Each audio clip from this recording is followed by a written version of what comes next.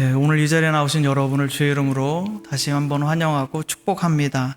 오늘 말씀을 나눌 때 성령께서 오셔서 저와 여러분의 마음을 만져주시고 또 하늘문을 활짝 열어주시기를 바라겠습니다.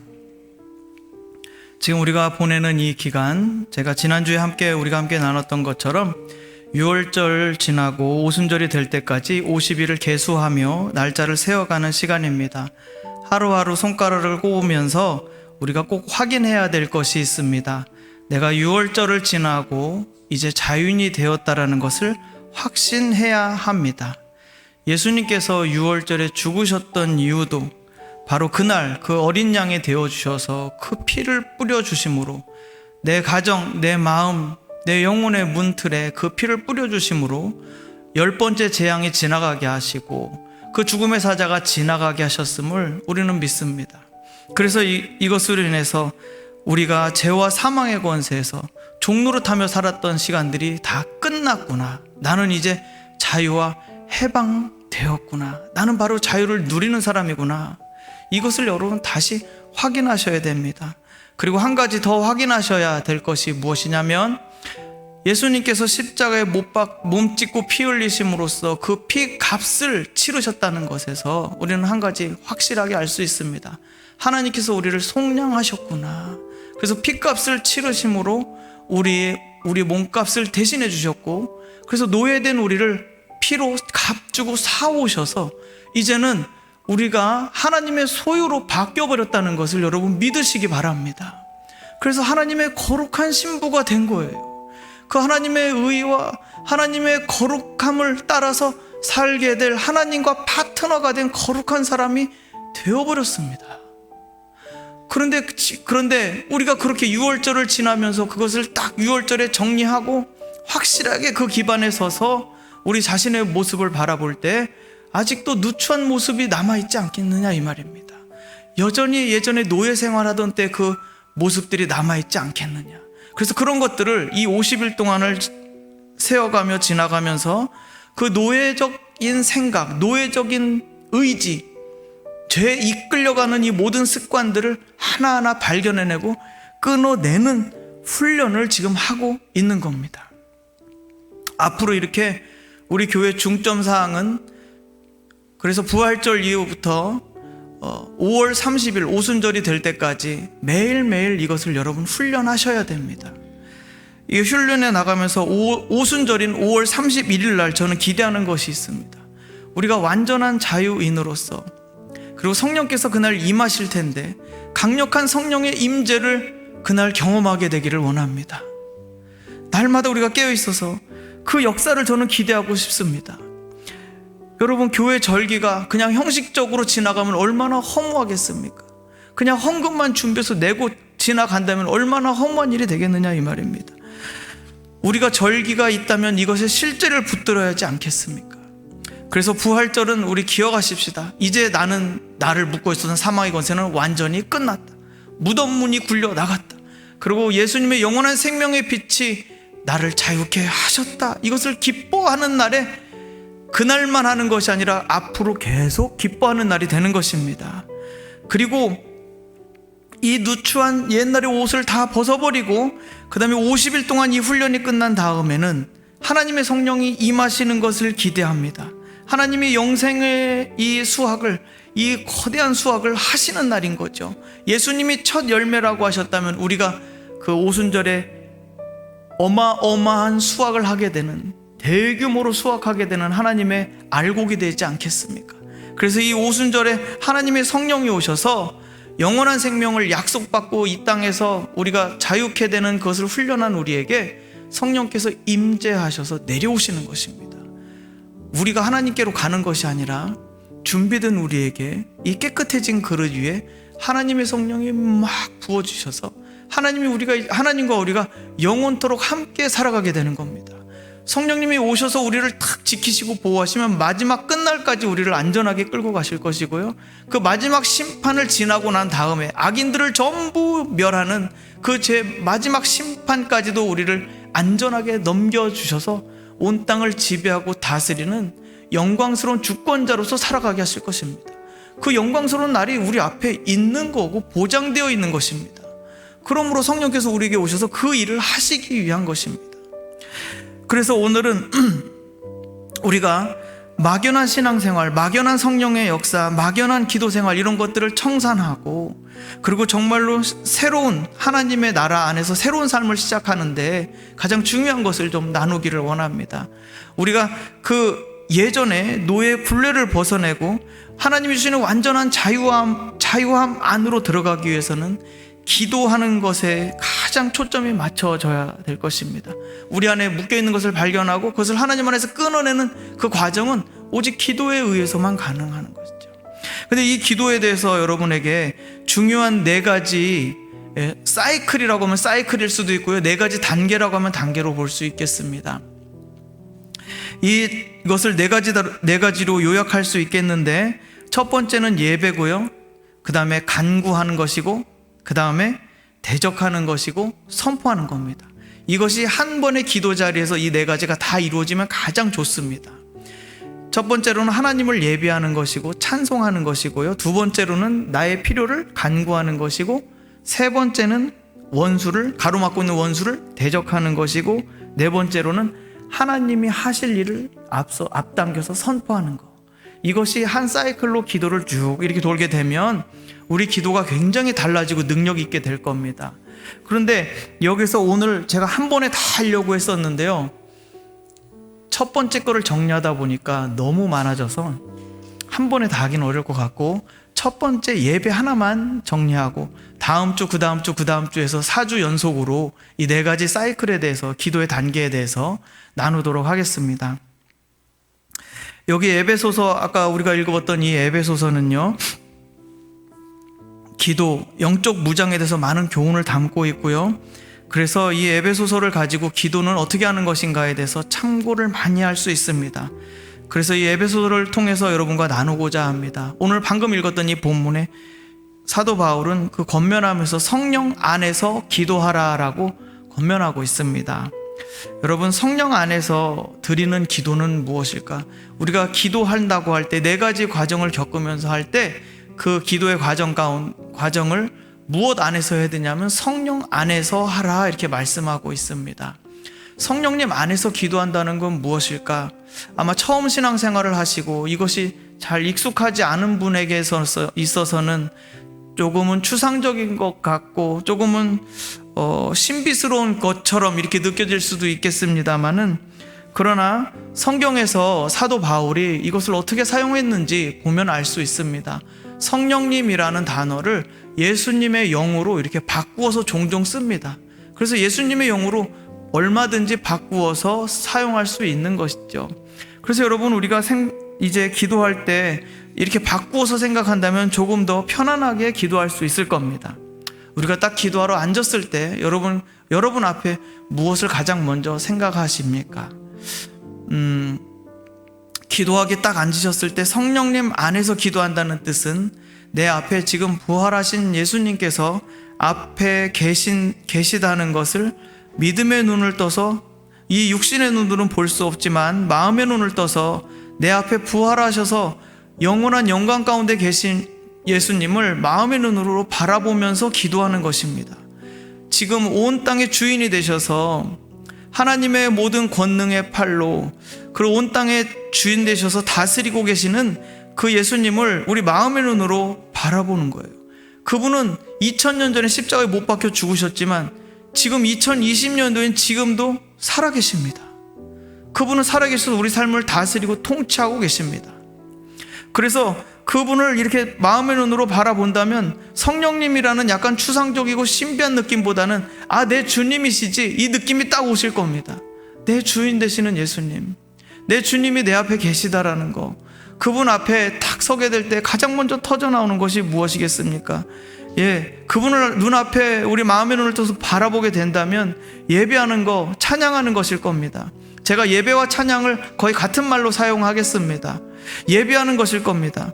에베소서 1장에는 우리를 구원하시기 위해서 하나님이 창세 전부터 그토록 간절히 바라시고 또 계획하셨다는 것을 말씀하고 있고, 하나님의 아들 예수님께서 때가 찼을 때 이 땅에 오셔서 몸짓고 피 흘리심으로 우리의 모든 죄값을 갚으시고 완전한 하나님의 용서를 선포하셨음을 1장에 나타내고 있습니다. 그리고 예수님을 통해서 성령님을 우리에게 막 부어주셔서 그 받으신 것, 그 소유하신 것을 완전히 확증 지어버리고 도장을 꽝 찍어버리신다는 것, 그것이 이렇게 내용이 1장으로 나와 있습니다. 사도 바울은 그것을 찬양하고 그 하나님의 일을 예배했습니다. 이거를 노래로 부르면 그냥 바로 찬양이 되는 겁니다. 이런 것이 약간 낯설고 찬양하기 어렵다면, 에베소서가 너무 어렵다고 하신다면 여러분의 핸드폰을 켜서, 기도 시간이지만 핸드폰을 켜서 유튜브를 들어가 보십시오. 요즘은 저 산속에 있는 기도 골방도 와이파이가 다 터집니다. 그래서 찬송을 틀어놓으십시오. 네, 찬송을 틀어놓고 그 안에서 그 찬양 가운데 찬양을 따라 부릅니다. 여기서 한 가지 주의할 것이 있습니다. 이런 종류의 찬양은 조금 자제해 주십시오. 이런 거 있죠. 내 속엔 내가 너무도 많아, 당신의 쉴 곳 없네, 이러면서, 이 밤에 부르면 뱀 나오는 찬양입니다. 이런 거는 여러분 절대 부르지 마십시오. 이런 종류의 찬양은 내 속에 있는 슬픈 감정, 또 눌렸던 감정들을 이렇게 풀어내는 것에는 도움이 되지만 계속 부르면 어떻게 됩니까? 우울하고 낙심되고 처집니다. 결국 내 속에 문제 많은 것들을 계속 드러내다 보면 자기 안으로 구부러져 버려서 기도가 위로 팍 차고 올라가야 되는데 못 올라가 버립니다. 이 안으로 땅으로 꺼져 내려가 버려요. 그래서 밤에 혼자 부를 찬양은 여기서 부르면 안 되는 겁니다. 여기에서요, 정말로 봐야 될 것은 찬양하는 가운데서도 자기 안으로 자꾸 꼬부라지는 우리의 모습들을 보셔야 되는 겁니다. 사람은요, 하나님을 떠나서 자기 영광을 위해서 살아가는 것이 뼛속까지 기록되어 있습니다. 그래서 자기 원하는 게 안 되면 슬퍼서 그걸로 또 한맺혀버립니다. 금방 한맺혀버립니다. 금방 부패하고 썩어버리게 돼 있어요. 그렇기 때문에 이 사람은 하나님을 높이는 것이 전혀 훈련되어 있지 않습니다. 혼자 예배하고 기도하려고 하면 제일 힘이 듭니다. 그리고 내가 지금 뭐하고 있지? 이 시간 내는 것도 내가 이 시간을 왜 내야 되지? 이거 귀찮은 일을 내가 왜 해야 되지? 선뜻 이해가 되지 않습니다. 특히나 나는 그냥 누가 예배 인도하면 예배하고 그냥 왔지, 나 혼자 예배하는 적은 없는데, 이렇게 생각하면서 나는 믿음도 별로 없는데 왜 목사님은 집에 가서 따로 혼자 기도하고 예배하라고 하시지? 이렇게 질문하실지도 모르겠습니다. 그런데 여러분, 이렇게 되어 있는 것은 바로 우리가 사단의 계략에 노예되어 있다는 것을 보여주는 증거입니다. 원수 마귀는 우리가 하나님을 예배하고 찬양하는 것을 극도로 반대합니다. 극도로. 너무 싫어하고 끔찍히 싫어해요. 무슨 일이 있어도 방해하려고 합니다. 왜요? 이들이 지금 공중 권세를 잡고서 그 권세로 사람들의 영혼을 다 지배하고 있거든요. 이들이 지금 실질적인 지배자들입니다. 현실의 지배자들입니다. 그래서 이들은 하나님께 올려드려야 될 영광을 중간에서 자기들이 다 가로채고 자기들이 다 먹어버립니다. 하나님과 이 사람을 멀어지게 하려고 모든 방법을 다 동원하고 있는 거예요.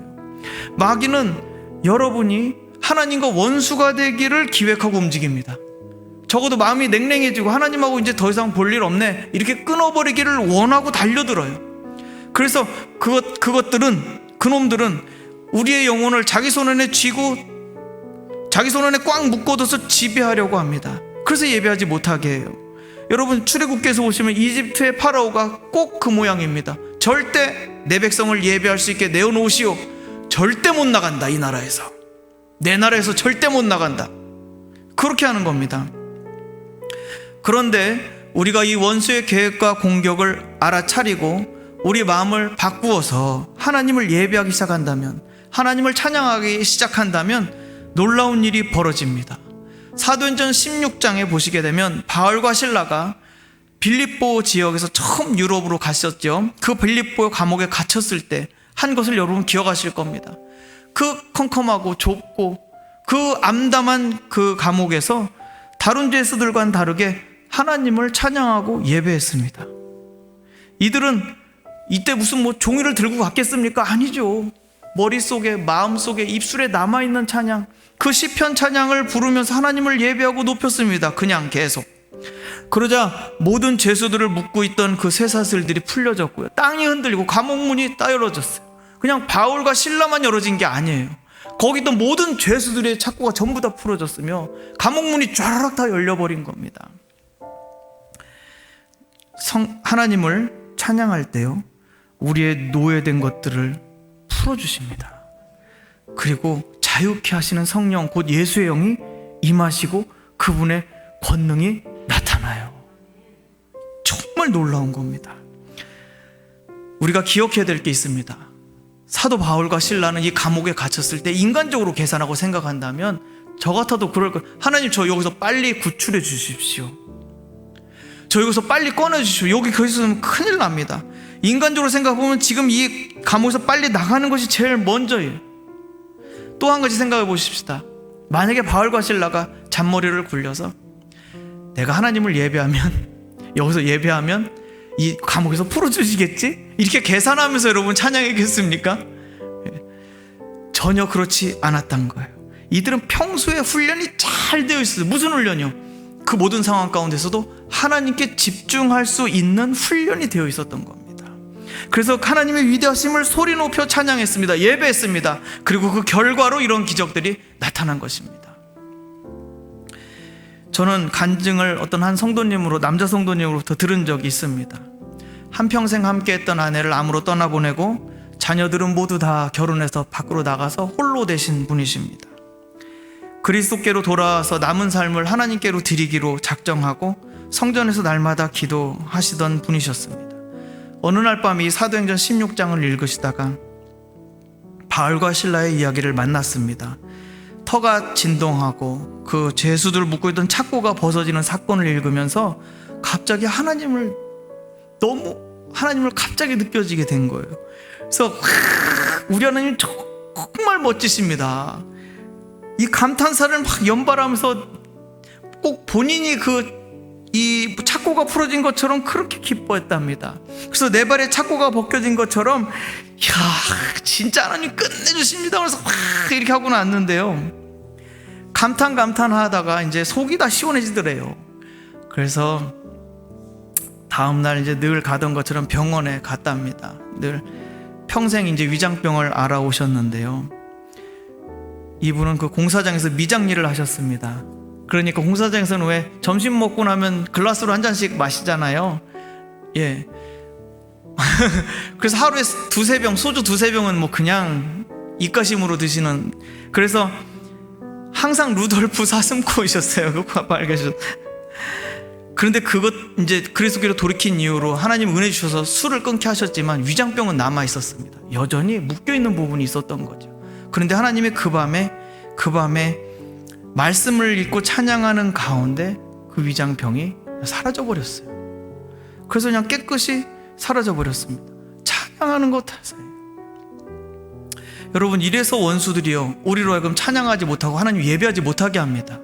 자꾸 도망가니까, 자기 손아귀에서 벗어나니까 이걸 자꾸 흔들어야 되는데, 이 병을 잡고 이 사람을 무너뜨려야 되는데, 이 돈을 잡고서 이 사람을 흔들어야 되는데 자꾸 도망가게 되니까 원수들이 찬양하는 걸 못하게 합니다. 그러나 다시 살아나신 예수님을 바라보고 내가 그분, 내 주님을 내 앞에 모시고 찬양하기 시작하면 마귀가 묶어놨던 그 모든 쇠사슬들이 끊어집니다. 하나님의 영이 임하시고 권능이 자연스럽게 나타나기 시작합니다. 하나님의 영이 임하시면 권능은 자연스러운 거예요. 그분이 영이 따로 임하시고 권능이 따로 나타나겠습니까? 아니요. 영이 임하시면 권능이 그냥 나타나는 겁니다. 그분이 오시기 때문에. 만약에 노래가 어렵다, 음정박자 너무 어렵다 생각하신다면 단순한 입술의 고백만 하셔도 됩니다. 예수님 앞에 서서 이렇게 바라보시는 거예요. 제가 늘 하는 것입니다만, 부활하신 예수님을 제 앞에 딱 모시고 제가 바라볼 때 하나님 너무 놀라운 분이십니다. 저를 위해서 이런 계획을 세워놓으셨다니요. 저를 이렇게 바꿔주시려고 이런 계획을 세우셨다니요. 정말 놀라운 분이십니다. 하나님 너무 위대한 분이십니다. 하나님 너무 감탄스러운 분이십니다. 제가 상상할 수 없는 일들을 이렇게 하시다니요. 하나님은 정말 사랑이시고요, 하나님 정말 위대하시고요, 하나님 지금도 살아계십니다. 그리고 하나님은 만왕의 왕이십니다. 하나님은 나의 보호자가 되십니다. 하나님은 나의 치료자가 되십니다. 이렇게 그냥 입술로 고백하는 하나님을 찬양을 높여드리는, 노래 안 하더라도 그냥 입술로 고백하셔도 됩니다. 그분 앞에 모시게 되면 찬양이 저절로 나오게 되는 것이죠. 그런데 어떤 분이 이러실지도 모르겠습니다. 목사님이시니까 그런 게 나오시겠죠. 저는 아무것도 아무 생각도 안 납니다. 그런 분을 위해 준비했습니다. 아무것도 안 떠오르고 아무 감정도 안 일어나고 막막하기만 하면 어차피 예배 안 되고 힘들잖아요. 시편을 펼쳐놓고 1장부터 소리내서 읽으십시오. 150편까지 시편을 펼쳐놓고 쭉 읽어나가십시오. 이게 예배가 되는지 찬양이 되는지 이게 뭐가 되는지 아무것도 모르는 것 같아도 여러분 꾸준히 저녁마다 소리내서 하나님을 예배하십시오. 시편을 읽으면서요. 왜요? 예수님과 제자들은 모두 다 시편으로 예배하고 찬양했습니다. 그것은 음정만 넣으면 전부 예배와 찬양곡이에요. 그래서 하나님이 이렇게 꾸준히 예배할 때 하나님의 영은 그 자리에 임하십니다. 우리가 이 영에 하나님의 영에 민감하고 그 영을 이렇게 같이 느끼면서 예배를 해 들어가야 됩니다. 심지어 저는 이런 경험도 있었습니다. 제가 5년 전에 그 제주 열방대학에서 DTS 받기 전에 목회자 성경 연구할 때 일주일간 프로그램이 있었습니다. 일주일 내내 아침 9시부터 시작해서 밤 10시까지 계속 모세오경 5권을 일주일 동안 다 가르쳐야 된다고 프로그램이요. 쉬는 시간도 없이 10분씩 쉬고 계속 밤 10시까지 강의를 하는 거예요. 아무리 제가 성경을 좋아하고 연구한다고 하지만 목회자지만 이건 아니다 싶었습니다. 제주도까지 왔는데 이게 무슨 말입니까? 그 좋은 관광지를 내비두고 밤 10시까지 수업을 듣고 있으려니까 하루 딱 하고 났는데 기진맥진하고 진이 다 빠져버렸습니다. 둘째 날 아침 9시가 돼서 아무 소망 없이 이렇게 동태눈처럼 하고 이제 앉아 있었습니다. 그 앉아 있었는데 더 기가 막힌 거, 거기 찬양 인도하러 어떤 분이 쫄래쫄래 기타를 메고 나오셨어요. 나와서 딱 30분간 9시부터 9시 반까지 유일한 예배 프로그램, 나머진 성경 강의. 그래서 오늘 하루를 또 어떻게 보내야 되나 이렇게 하고서 쳐다보고 있는데 찬양 인도하는 분이 나와서 이렇게 말을 하는 거예요.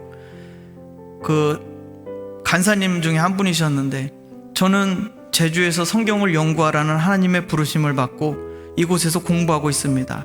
그런데 아무리 성경 공부를 해도 여전히 잘 모르겠습니다.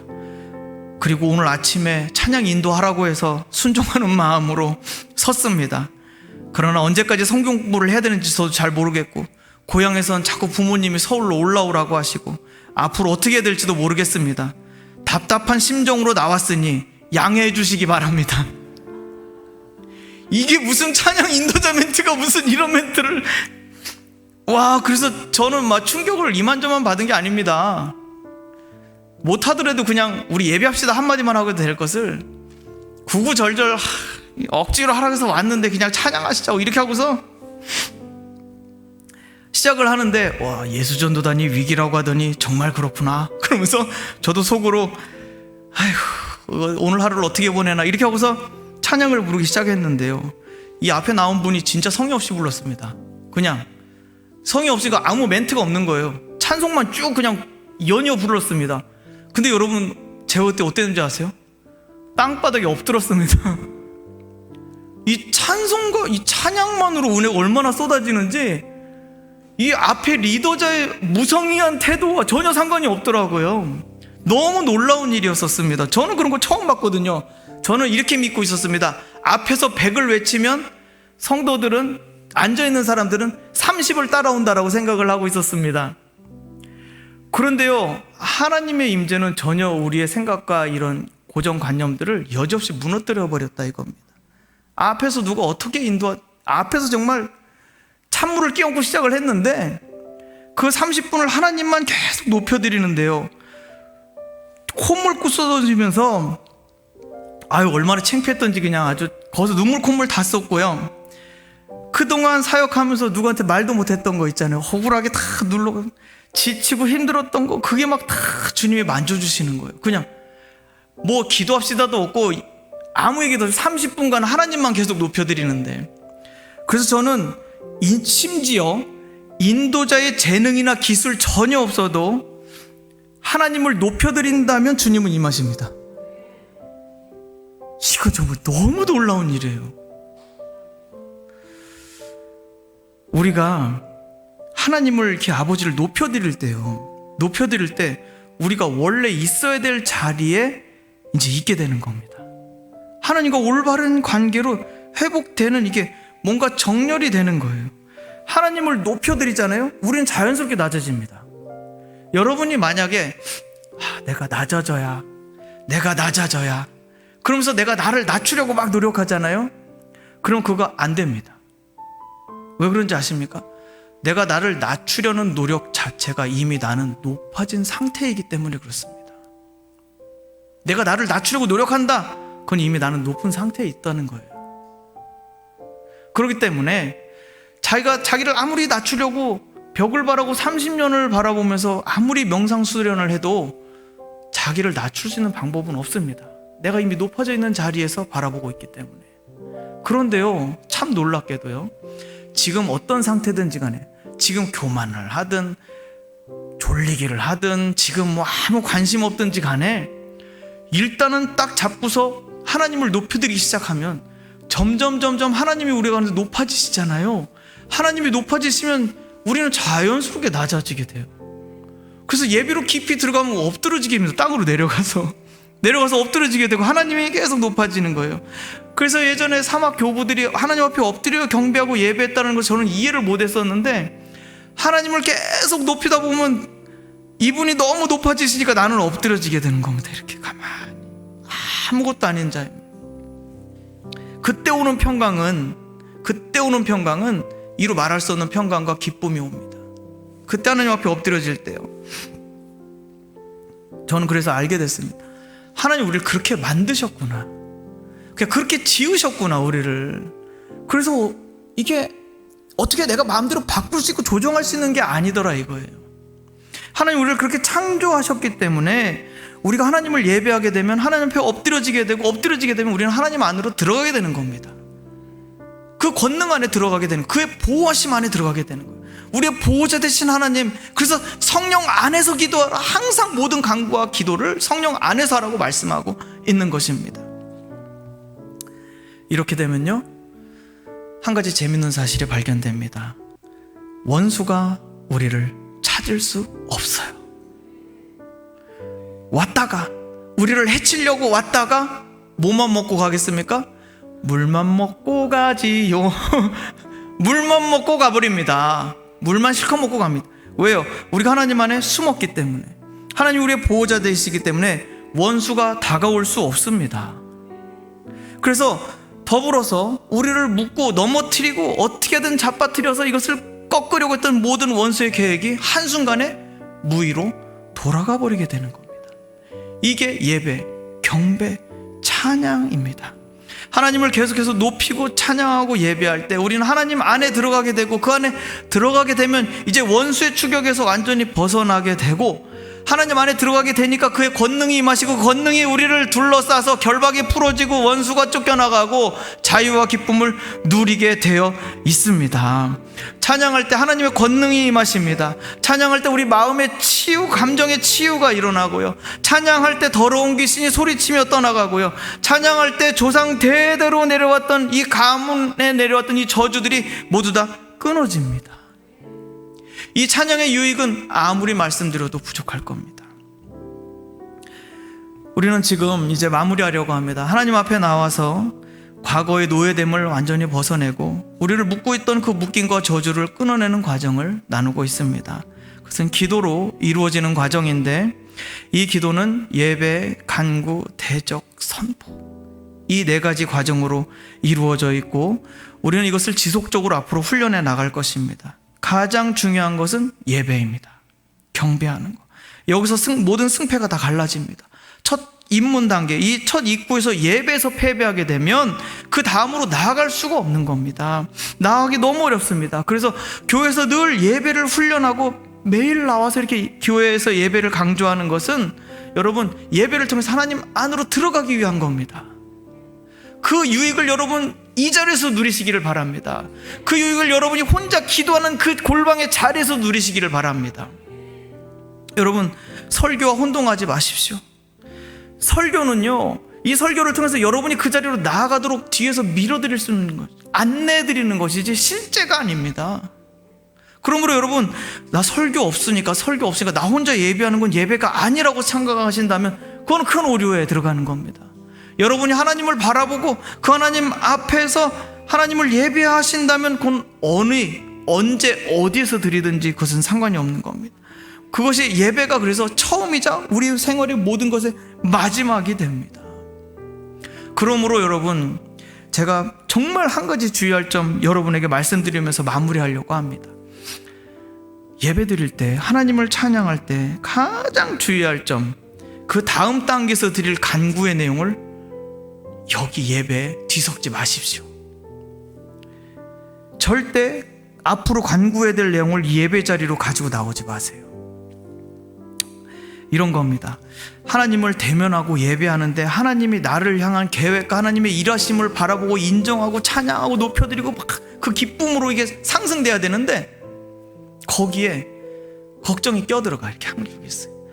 김정은이 위험하다는데, 위독하다는데, 한반도가 혹시 전쟁에 휩싸이면 어떻게 되나. 여자 성도님들은 내가 지금 기도하러 들어왔는데 가스불을 끄고 왔나, 형광등은 끄고 왔나, 애기 키우는 집은 애기가 잠들었는데 중간에 깨면 어떡하나. 저도 항상 그 뒷꼭지가 항상 땡기는 걸 느끼거든요. 새벽 기도 나왔는데 애들 깨면 어떡하지, 이런 것들 있지 않습니까? 그것이 항상 이렇게 끼어들어옵니다. 그래서 그것을 방해해요. 남자 성도님들은 늘 말씀드립니다.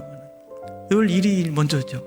이 일을 어떻게 처리해야 됩니까, 하나님? 이거부터 질문합니다. 하나님, 이거 어떻게 할까요? 이거부터 질문합니다. 그래서 어떻게 할까 막 머릿속에서 온갖 그 일 처리에 대해서 막 상상을 하다가 마지막에 뭐 하는지 아세요? 몇 시지? 지금 일하러 가야 될 텐가? 너무 불쌍한 남자 성도님들. 네. 일에 묶여있는 우리 성도님들 축복합니다. 사랑합니다. 예. 그래서 이렇게 생활의 염려가 하나님을 예배하는 시간으로 침범해서 들어와 버리면 그것이 그 밝음과 기쁨을 어둡게 가려 막아버리게 됩니다. 그래서 이런 것들이 끼어들게 되면 예배에서 기쁨을 누리지 못하고 찾지 못하고 헛바퀴가 되는 거죠. 시간을 내서 예배하기 시작했는데 아무런 것이 없었다라고 생각하게 되면 그냥 걱정만 늘어나게 돼서 머리 위에 짐만 계속 쌓여나가게 되고 말아버릴 것입니다. 그러므로 이것을 가장 주의하십시오. 하나님을 예배할 때 하나님께만 집중해야 됩니다. 그래서 사랑하는 우리 더사랑교회 성도 여러분, 하나님을 예배하는 시간은 하나님만 바라보시기 바랍니다. 이 시간이 몇 시간이 갈지도 모르겠어요. 알람 끄시고 전화도 그냥 돌려놓으시고 그 시간을 집중해서 가십시오. 처음에는 10분, 20분밖에 안 되겠죠. 집중할 수 있는 시간이요. 그러나 계속해서 점점 더 늘어나시기를 축복합니다. 저는 그래서 나중에 우리 교회에서 정말 나중에 이 훈련들이 잘 돼서 계속 훈련이 되어서 24시간 예배하겠습니다 하면 다들 와서 24시간 종일 하나님을 예배할 수 있는 교회가 되기를 원합니다. 하루 종일 하나님의 권능의 날개 아래 들어가는 것이죠. 하나님을 예배해서 온 교회가 주의 임재 안에 막 들어가는 거예요. 그런 상상 여러분 해보셨습니까? 계속 예배하면서 하나님의 그 임재, 그 사랑 안에 계속해서 들어가는 거예요. 영혼이 엄청 충만해질 겁니다. 엄청나게 강해질 거예요. 어마어마하게 건강해질 겁니다. 여러분의 그 마음들이 치유될 거예요. 그 육신도 덩달아서 치유될 겁니다. 하나님을 계속 예배하게 되면요, 그 놀라운 권능들이 나타나게 될 겁니다. 저는 주님께서 그날을 앞당겨 주실 걸로 믿습니다. 또 여러분이 각 가정에서 드리는 예배 가운데서도 하나님의 영광이 임하시기를 축복합니다. 또 홀로 드리는 그 예배 가운데서도 하나님의 영광이 임하시기를 기대합니다. 왜냐하면 저와 여러분은 하나님 없으면, 솔직히 말씀드릴게요, 하나님 없으면 못 사는 사람들이기 때문에 그렇습니다. 우리 이 시간 같이 함께 기도하는 시간 갖겠습니다.